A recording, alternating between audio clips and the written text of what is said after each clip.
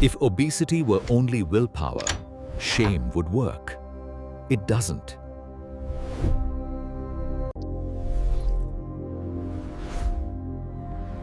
Shame is one of the most powerful emotions we have. And it has been used as a solution for weight for decades. But instead of fixing anything, shame often turns the body into a battleground and the mind into a surveillance camera. This episode is not a diet. It's not a morality play. And it's not a list of hacks. It's a map of what shame does to a human being, and why the psychological weight can be heavier than the physical one. Because obesity isn't only about food, it's also about stress, sleep, safety, belonging, and the stories we tell ourselves about what we deserve.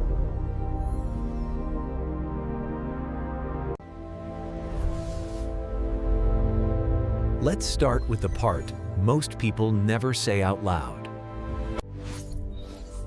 Many people living with obesity are not just carrying fat. They are carrying a constant expectation of judgment, in public, in photos, in doctors' offices, even in their own homes. And when your brain expects judgment, it doesn't feel like criticism. It feels like danger. Humans evolved to survive in groups. Being rejected by the group used to mean starvation, exposure, and death. So the brain treats social threat as real threat. That means weight stigma is not only emotional, it is biological. A look, a joke, a comment disguised as concern. These can activate the stress system the same way a physical threat would. Heart rate rises. Breathing changes. Muscles tense. Attention narrows. Your body prepares to survive. But modern social threat has a terrible property. You can't run from it. You can't fight it. You can't win with it. So the stress stays on. And when stress stays on, the body changes. Not because it is weak, because it is adaptive. Chronic stress pushes the brain toward immediate relief, not tomorrow's health, not a future version of you. Relief now. This is where the shame loop begins. Shame hurts. Stress rises. The body searches for comfort. Food is one of the fastest comfort machines we have. It is warm. It is predictable. It is available. And it changes chemistry in the brain within minutes. So shame can quietly increase eating, even when you desperately want the opposite. Not because you failed, because your nervous system is trying to regulate pain. Then the scale goes up.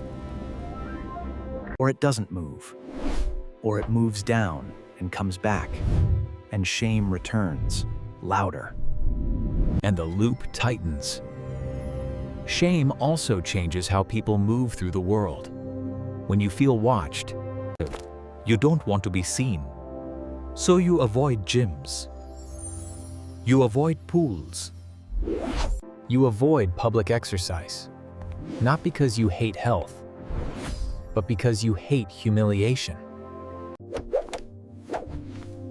Some people avoid doctors too, not because they don't care, Because they have learned that care can feel like punishment.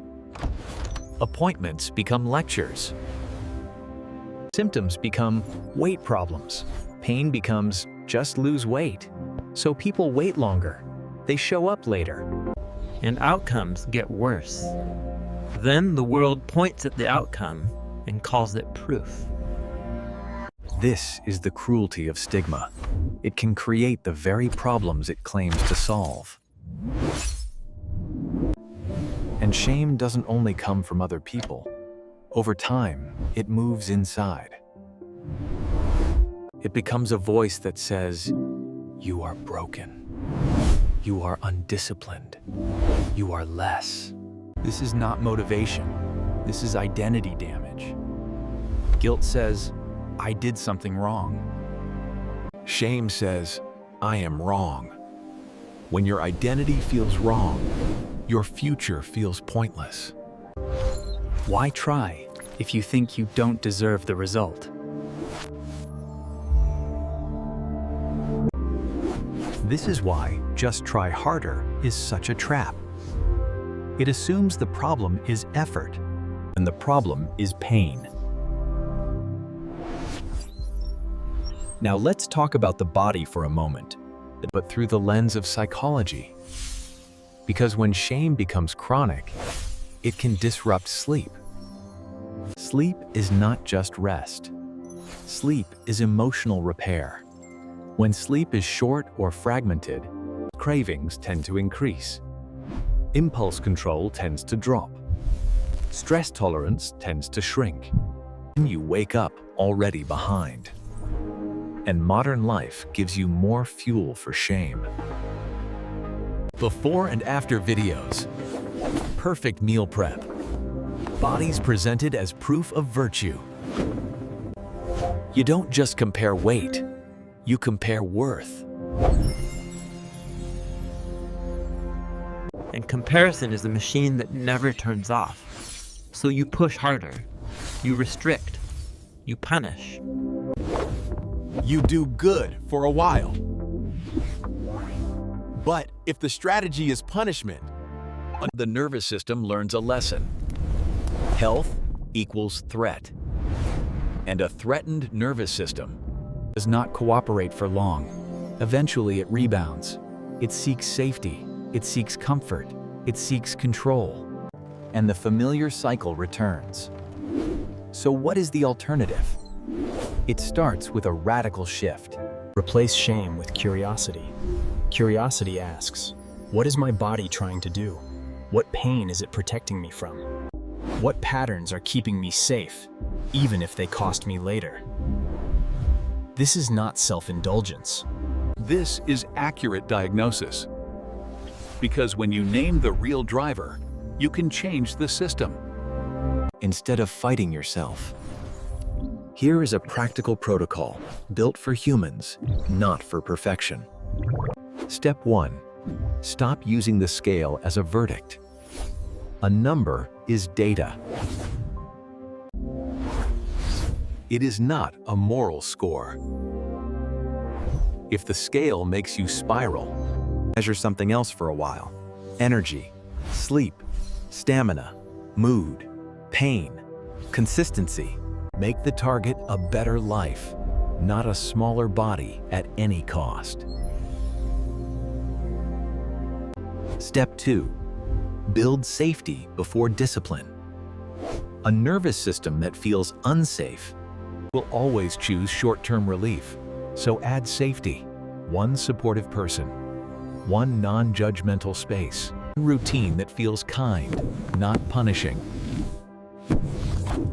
Safety is not softness. Safety is the foundation that makes change possible. Step 3. Reduce shame exposure. This is not hiding from life. It's controlling the inputs that harm you.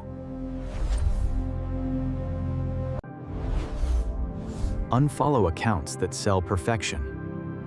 Mute people who only talk in insults. Stop consuming content that turns bodies into entertainment. Your attention is a diet too. Step 4. Replace all or nothing with next right thing.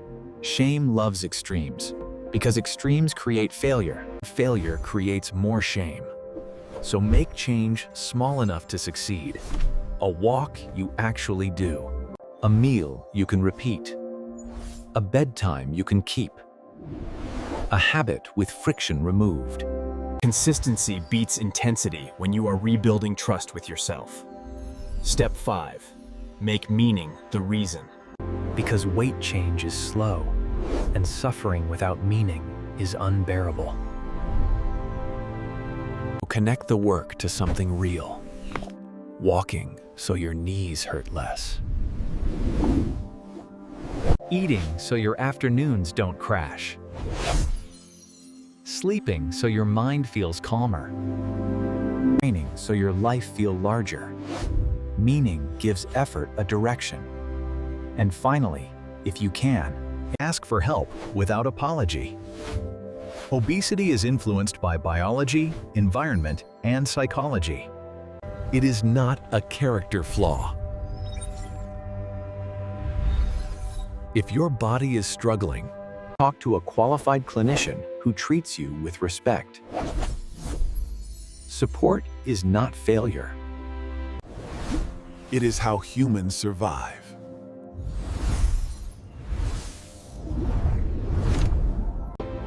some people will keep telling you that shame is motivation. But shame is not a tool. It is a wound, and wounds do not build better lives. They build hiding. They build silence. They build cycles. So if you've been living inside that cycle, here is the truth you deserve to hear. You are not disgusting. You are not lazy. you are not broken. You are a human being, trying to cope inside a world that profits from your insecurity. And your body is not your enemy. It is the place you live. If this episode helped you see the system more clearly, tap like.